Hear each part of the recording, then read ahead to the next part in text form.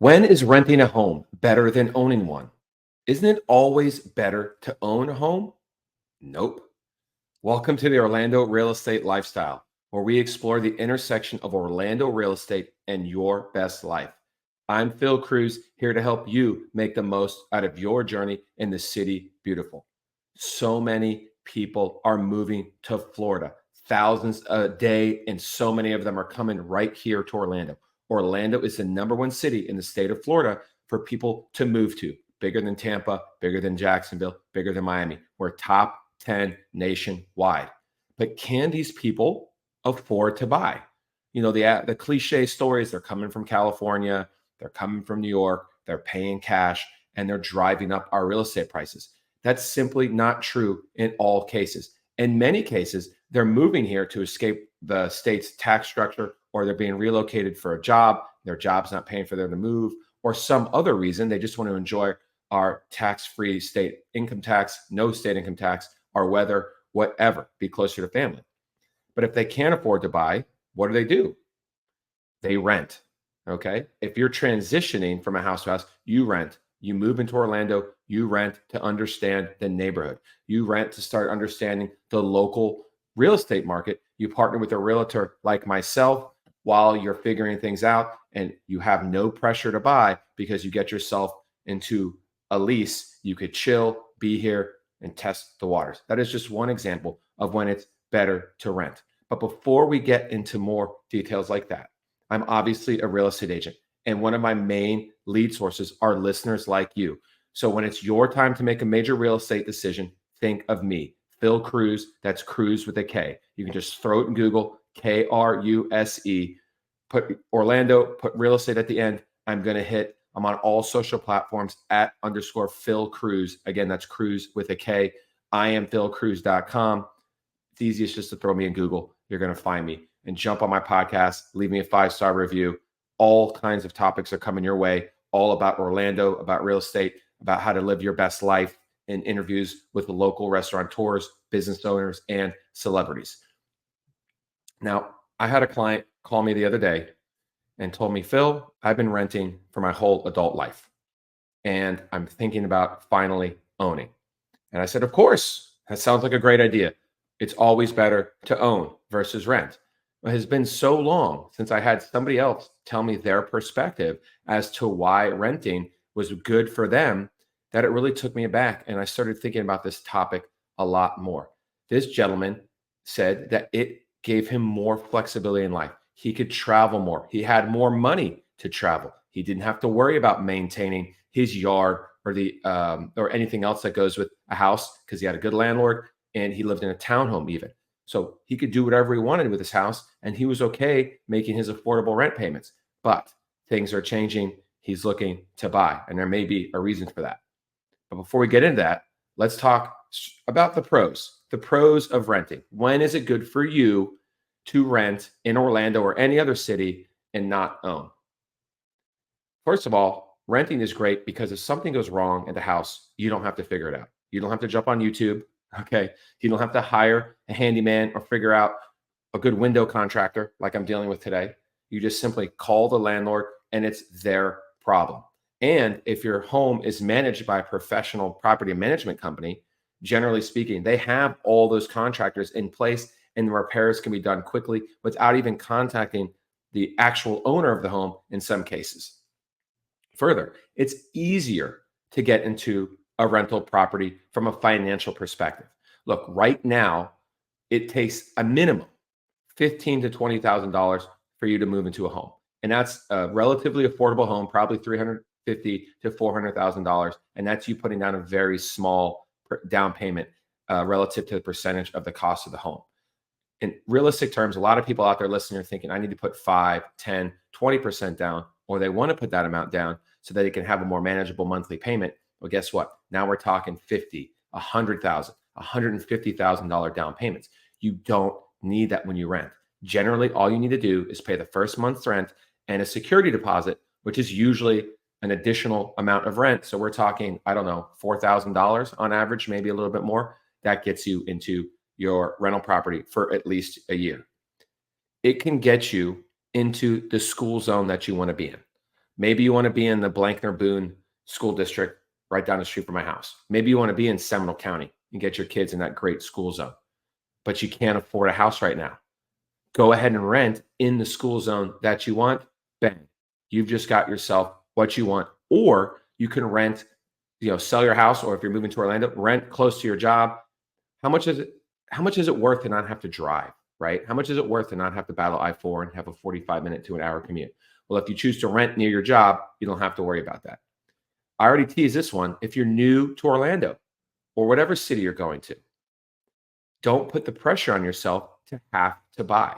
You could even do a short-term rental. You can go to a vacation rental, an Airbnb. You can rent month to month doing those things, or work out some deal directly with the landlord. Or you can just go ahead and do a full year lease, take your time, and towards the end of the lease, maybe the back half of the 6 months, you contact me and I'm going to help you buy the home now that you understand the city. You're not committed to the property. A lot of homeowners are worried about this scenario where they buy a home and maybe they have buyer's remorse. Once they move in, they're like, oh man, after 6 months, kind of the patina has worn off, the luster has worn off, and they're having buyer's remorse to think, man, I didn't really, this neighborhood's not as good as I thought it was. And my neighbors aren't that great. And, I don't love this floor plan like I thought it would. And it's loud at night. And who knows, all these different things that you didn't know when you bought the house. But guess what? You're pot committed.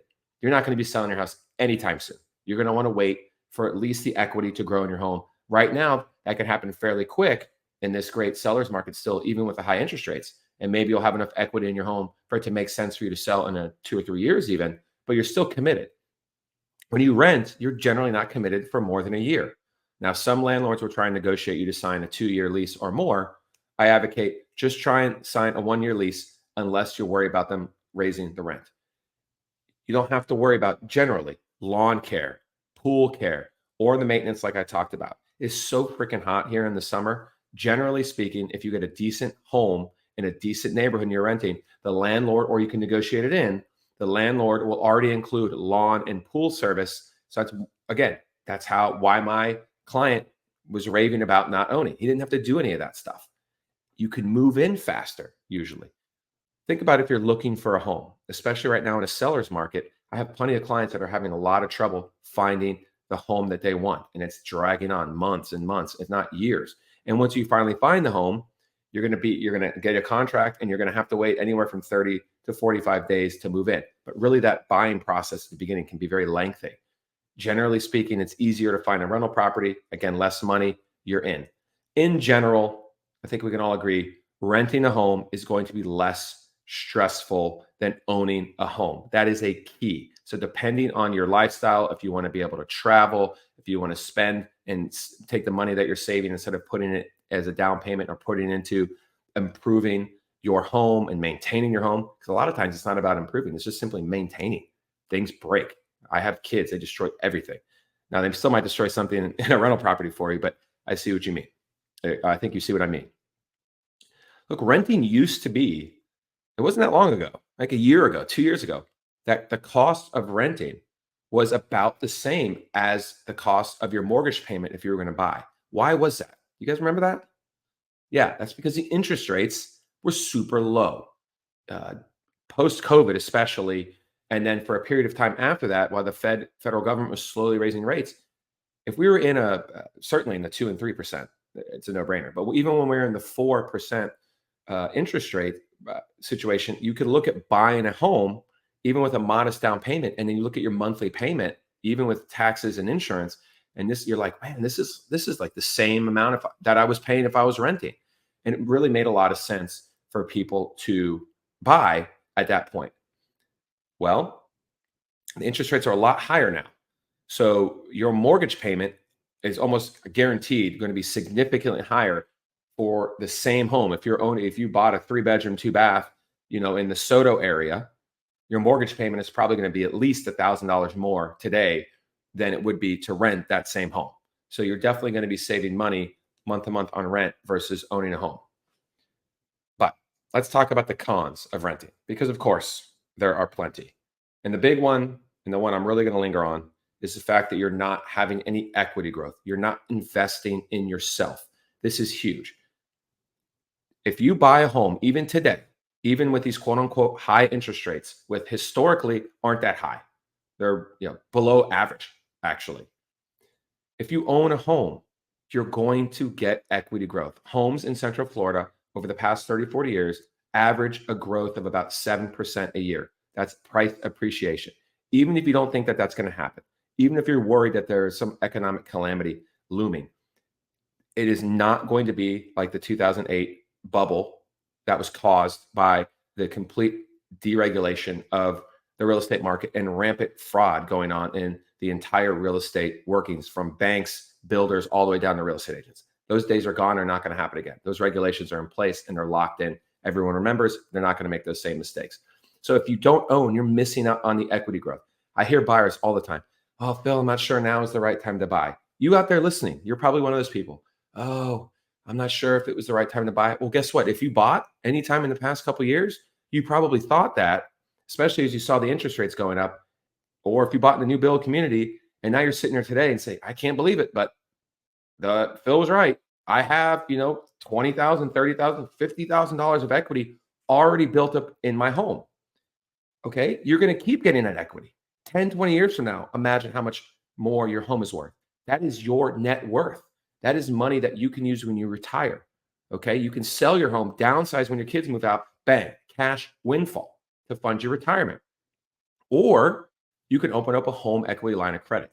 Owning a home gives you leverage. Okay. Now you have an asset that's appreciating that you can borrow from. You can do a home equity line of credit and treat the equity of your home like a credit card. You only pay based on what you pull out. For example, if you have a credit card with a zero balance, unless you have a monthly fee on your credit card, which you shouldn't, then you're paying $0 every month. However, if you make a purchase with your credit card and you don't pay it down to zero, you're going to pay an interest payment. That's the same way with a home equity line of credit. But guess what? They ride the wave of today's current interest rates, so you're not paying something crazy like 25% interest rates. Also, if you buy a home today and you wait and you're patient and you need to upsize or downsize in the future, if you play your cards right, you can keep the home that you bought and use it as a rental property. Now you start building a rental portfolio. Now you start really thinking about, how do I increase my net worth through real estate? How do I have a portfolio that I can pass on to my kids, and inheritance and passive income when I'm retired? Instead of selling the home and cashing out when you retire, you could have 2, 3, 4 homes that are probably paid off by the time you retire. Rents are going to be through the roof by then. They're going to ride the wave of inflation. They're going to ride the wave of economic growth and real estate price appreciation. And you're going to have stable passive income into your retirement from those properties. Other cons associated with renting is lack of control. Okay. A lot of people that rent, whether they have a good experience or a bad experience, is based on the landlord that they have. It's either an individual, an owner like myself. I have 3 rental properties that I manage, or it could be a property management company, which some are good, some are bad. What if they decide to increase the rent on you? Now, they can't do that during your lease term, and that could be a good reason to sign a 2-year lease if you're worried about them raising the rent. But generally speaking, landlords are only going to do a 1-year lease so that they have the flexibility to raise the rent on you at the end of 1 year. So you could be sitting pretty saying, "Hey, Phil told me renting's great because I don't have to pay as much as I would if I bought a house, and as much as my mortgage payment would be." But who's to say at the end of the month, at the end of the year, that the landlord's not going to raise the price on you by $500? They could do whatever they want. Right now, there's no rental caps. We tried to pass legislation to cap rental increases, and it got voted down. All right. So next time you see that, if that's a concern, next time you see that come across the ballot, if it does, you might want to consider voting a certain way. Now, as the landlord, that goes against my best interest, but now you can at least maybe understand both sides of the argument. Rent increases are a real thing. A bad landlord is a real thing. I told you in the pros section, hey, if something breaks or the maintenance of your house is a thing, like, you don't have to worry about it. Oh, just call the landlord. Well, what if the landlord never returns your calls? What if they never return your texts? What kind of leverage do you have? It's a total mess. What, stop paying rent? Well, what if they play hardball and they say, well, they're going to evict you? And you're going to say, well, you're not repairing my stuff. Regardless of who's right or wrong, nobody wants to go through that situation. If it was your own house, obviously you would be responsible for making the repairs. You would have probably more pride of ownership in your property, and you would be able to get it done. So having a bad landlord that doesn't respond to your requests, or a dilapidated home, or things falling apart, can be a huge one. What if your landlord decides, I'm not renewing your lease for whatever reason? And you're completely caught off guard. It's 60 days before your lease ends. You got your kids enrolled in school, or you're not ready to buy yet. And your landlord's like, I'm going to cancel your lease for one of a million reasons. I'm gonna renovate the house. I just don't like you as a person. I'm gonna sell the house. Um, Now you're stuck. Now you're scrambling with 60 or 30 days to figure out a new place to live. Again, lack of control. And what and there's lease breaking fees. So what if you wanted to get out of your lease before the landlord? Maybe you have some suspicion or you just feel like buying. This happened to my client the other day. They're tied up in a lease and they had to do all kinds of footworking with the landlord and negotiating to lower the lease breaking fee and work some things out. They were ready to buy and be near their kids and future grandkids. Hard to do if you're tied up in a lease. Leases oftentimes come with pet restrictions. Maybe you want 3 cats. Well, the lease only allows 2.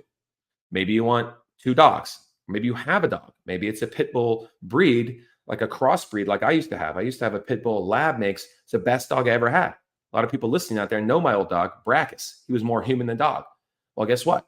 A lot of leases would restrict and not allow pit bull breeds, Rottweilers, German Shepherds, things like that. Also, a lot of times when you rent, you end up in a community that maybe there's a lot of rental properties. Maybe there's a lot of turnover and there's less of a sense of community. If you can somehow rent in a community that's surrounded by homeowners and you're one of the 1 or 2 homes on the street that has renters, that's amazing because you get to be part of that community. But oftentimes that's not the case. Oftentimes you're in an area of town where there's lots of renters. People don't respect the properties. The sense of community gets diminished and it's just not the best situation. There's no long-term stability, and this can be especially impactful with kids. You're always worried that the landlord is going to do something sneaky, or there's another thing they could do is they can actually sell the property while you're living in it. Now that they have to honor the lease, so when the landlord sells the home, the person who buys it still has to legally honor your lease. But now you're getting a new landlord that you didn't get to choose. This person, maybe you had a great relationship with the first landlord, and now this other landlord has never been a landlord before. They don't know what the heck they're doing, and it can be a giant mess for you. But the stability is a big thing, especially with kids. If you rent in that school zone that you wanted, you're gambling. Like, I have my kid in there this year.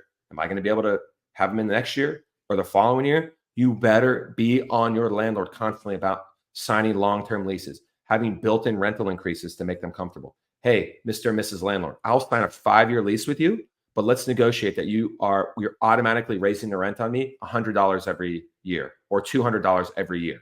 And you put that right in the verbiage so you don't have to worry about a massive rent increase and you can lock in the stability from your family. If you aren't able to do something like that, because a lot of landlords aren't willing to do something like that, you could have yourself in a pickle when it's time, when they cancel the lease on you. Look, I'm an Orlando real estate expert, and my podcast is called the Orlando Real Estate Lifestyle. I have lifestyle-oriented topics. I have topics all about Orlando. I have topics where I interview local business leaders and local Orlando philanthropists. But obviously, this is a real estate-related topic. Go on my podcast, like and subscribe. Every Monday, I'm dropping new episodes. And occasionally, really every other episode or so roughly, is going to be a very specific Orlando real estate based subject, like today's topic. For example, I have other episodes about how to sell your home fast and at the highest price, utilizing something called the auction effect. I am a listing specialist. Okay, so think of me. Home buying tips, not just for first time home buyers. I don't care if it's your 10th time buying a home, that episode will be invaluable. I interviewed a mortgage lender talking about today's high interest rates and how we can manage those things and new programs that are offered for buyers, not just first time home buyers. I have an episode about buying new construction. It's great. I love that episode. And of course, I have a 2-part series about buying lake homes in Orlando. We have so many lakes in Orlando. I live on a lake. I built a home on a lake. I'm a property developer. There's so much resources for you as a listener out there to learn about Orlando and Orlando real estate. So go on there, and while you're at it, subscribing and giving me a 5-star review, please copy the link to the show and text it to at least one friend or post it to social media. It'll help me out a lot. And when it's your next time to make a real estate decision, partner with me. Real estate transactions don't have to be stressful. They don't have to be difficult. partner with the right pro, partner with me. Now, back when I was a renter, I used to rent at Pebblestone Court over there behind UCF. I absolutely loved my time there. Some of the listeners probably partied there with me. We had hurricane parties. Yeah, we didn't give a crap about hurricanes back then. I'm from Miami. I lived through Hurricane Andrew. When Hurricane Charlie came through in 2004, for me, it was a big excuse to party. Of course, nobody knew how dramatic and impactful that hurricane was going to be. We never know. But for me, it was a big party. The house, lost power for a week or so. A lot of people lost it for a lot longer. We didn't have any major damage, but there was some significant water damage around the sliding glass door and other things. But guess what? As renters, we didn't have to do anything about that. We just were stupid college kids and just let the landlord take care of everything. Then I moved in with my best friend. His parents were our landlords. We generally took care of the house. That was fine. It was a nice transition into me buying. Then I bought my first home. I got so lucky to graduate from college and have a great sales job and be in a position to afford to buy a home after the real estate bubble burst. I bought my first home. I closed December of 2008. It was after the main part of the crash. There was still some depreciation to come, but bottom line, it was a great investment. Like I said, you got to capture that equity growth. But owning your home is not always perfect. So let's talk about some of the cons of owning, especially as it compares to renting. I already touched on this. To buy a house, you probably need a pretty large down payment. Even if you're trying to get away with a small down payment, you're talking $15,000 or $20,000 minimum. That's what you're going to need. And if you want to live anywhere near city center and some of these established neighborhoods that have classic character, like I always talk about, good school zones and established neighborhoods that have been around for 70, 80, 100 plus years, you're going to need a larger down payment. If you don't put 20% down, you're paying something called PMI, or private mortgage insurance. Now, depending on how expensive your home is, that could be less than $100 a month, or it could be significantly more than that. So you want to make sure you understand that. And if you're trying to bring 20% to the table, that could be hundreds of thousands of dollars. So that makes it difficult, obviously.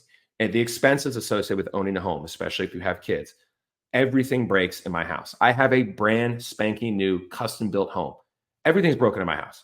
The cabinet's broken in my kid's bathroom. They ripped down a tablecloth. I have a paver guy repairing my pavers in my side yard right now because they're collapsing for some unknown reason. Just the list goes on. So you better go in with your eyes wide open, knowing that the maintenance costs and unexpected costs are there with home ownership, not to mention taxes and homeowners insurance. Our homeowners insurance in Florida is broken. It's going up. Hopefully it levelizes soon, which it should with legislation and new insurance players coming into the market. And of course, property taxes. Property taxes aren't going anywhere. Well, actually they are. They're going up and they're going to keep going up. Orange County recently made some major changes to their taxes, which they needed to, because home values were grossly underassessed by the municipality. But property taxes are only going up, something you need to be concerned with. And other people may go ahead and do it. I'm going to buy the house. I want to get that equity growth. And they end up house rich and cash poor. We've all heard it. Now, all you can afford to do is pay your mortgage. You don't have enough money to go traveling. You don't have enough money to go out to eat. Something that you need to be very cognizant of if you're buying a home. And that could be a big con if you end up in that spot, especially if you buy and then maybe all of a sudden you have a job change and you can't afford what you thought you could afford anymore. For that reason, you're more exposed to risk, market risk. If we do have a completely unlikely economic downturn or something happens and the market depreciates, you are exposed to that. To me, that's not a big con because it's so unlikely. But if we do have an economic downturn and doesn't affect the housing market, but you lose your job and now you're stuck with a big mortgage payment and you're locked in for years, you're not on a year-to-year lease, that could be a con for you. Your liquid assets are tied up. If you make investments in the stock market and other more liquid investments, or you just leave cash in the bank, which I don't recommend you do, of course, it's not how you build net worth, but your liquidity is tied up. You can't access the liquidity. You're not going to be able to sell your house. You're going to go live somewhere else. It's a huge process, obviously. That's why you need a listing agent like me to help you navigate it. But of course, there's always something, the home equity line of credit. So even though your liquidity could be tied up, I would advocate that that's only going to be for a short period of time. Your home is going to appreciate in value. You're going to have equity. Open up a home equity line of credit in only a couple of years. If you build your own home, you might have a couple $100,000 of equity right out of the gate. You can open up a home equity line of credit right when you move in, like I did, and have access to that capital to take care of whatever you need to take care of, or make other investments. And of course, it's harder to move and it's harder to relocate. So if you have a job change, if you're an entrepreneur or your spouse needs to move and they're not willing to pay, you have to now work to sell that home as opposed to just paying a lease breaking fee and getting out of Dodge. And of course, traveling becomes more difficult because you have to have somebody managing your property for you, especially the lawn if you do your own stuff like that. But again, it's really not that big of a deal. And I'm kind of hinting to it, to my conclusion. Owning is obviously better.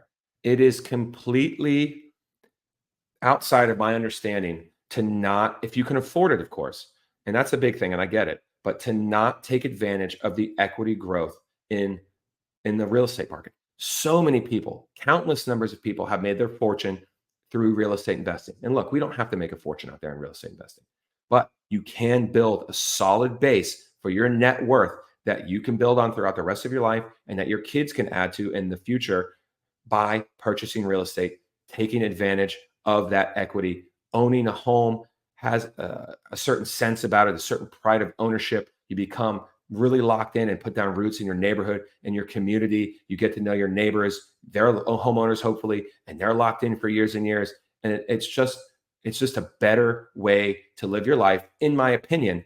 Now, if you're traveling all the time and you're using your money for other things, I get it. You don't want that sense of responsibility. That's fine.